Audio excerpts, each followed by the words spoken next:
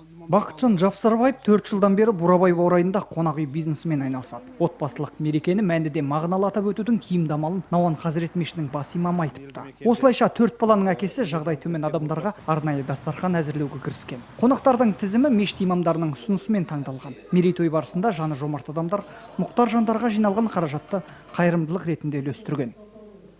Менің жаңағы шақырған себебім Науан имамның ақылымен, кеңесімен істелген нәрсе еді негізі. Біз бұндай болады деп ойлаған жоқпыз. Тойға 220-230 адам шақырылды, қонақтардың бәрі келді. Зорға жүріп, ортаға шыққанын көргенде, адамда жергіліктердің жамағаттың жігіттердің жүректі елжіреп, бұларға ақшалай қаражат өз қалталарынан берді.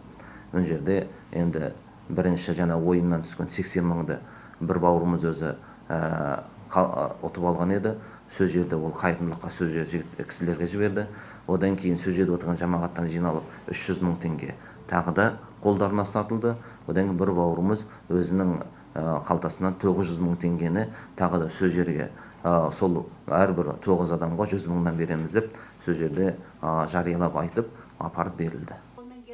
Сонымен қатар тойға келе алмаған 2 мүгедек жанға етпен 50 мың теңге жеткізілген. Бұл олар үшін нағыз демеу болды. Әпкелі сіңілі Сәбила мен Гүлнар Көкеновалар Көкшетауға ауылдан көшіп келген. Екеуі де бала кезінен мүгедек. Сәбила да демікпемен ауырады, әрі қан қысымы жоғары. Алайда мүгедектік үшін берілетін жәрдемақыны 2001 жылдан бастап қана алып келеді. Қаражат тапшы, тәтелеріне жиені қарайласады. Үйіне көшіп келуін өтінгенімен олар біреуге жүгін артуды жөн санамапты.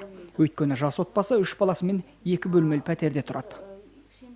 Хотят свой дом, чтобы было, и чтобы что-то купить. Олар өз үйіне заттар сатып алғысы келеді. Қазір олар 50 мың теңгеге үй жалдайды. Күн сайын дәрі-дәрмек, азық-түлік сатып алады.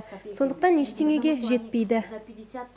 Естеріңізге сала кетейік, облыста ел үлесі пәтерге атты қайырымдылық жобасы жүзеге асырылуда. Қайырымдылық шарасынан түскен ақшаға мұқтаж адамдарға 10 пәтер сатып алынған. Қасиетті Рамазан ай қарсаңында 3 сәуірде Көкшетау қаласында Алматы театрының концерті өтеді. Билеттерді сатудан түскен барлық қаражат аз қамтылған отбасыларға көмекке жұмсалады. Ерболат Серікбай, Павел Соловьев, Марат Ахметжанов, Бауыржан Смағұлов, Шоқан Таукиев, Көкшетау ақпарат.